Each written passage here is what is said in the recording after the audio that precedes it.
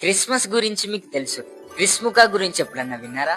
This is day 23 of 25 days 25 secrets of Christmas.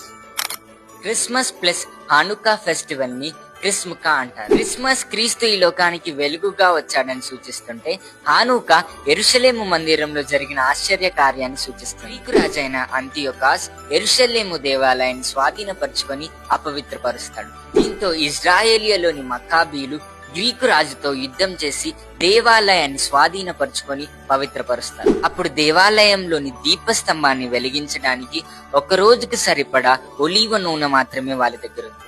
ఆ ఒక రోజుకు సరిపడే నూనెతో 8 రోజులు దీపస్తంభం వెలిగింది. దేవుడైన యెహోవా ఇజ్రాయిళ్లకు చేసిన ఈ ఆశ్చర్య కార్యాన్ని గుర్తు చేసుకోవడానికి 8 రోజుల పాటు లైట్స్ ఆఫ్ ఫెస్టివల్ హానుకాని సెలబ్రేట్ చేసుకుంటారు. Interfaith Christians and Jewish family Christmas and Hanukkah ఒకటే సమయంలో రావడంతో 2 పండుగలు కలిసి సెలబ్రేట్ చేసుకుంటారు.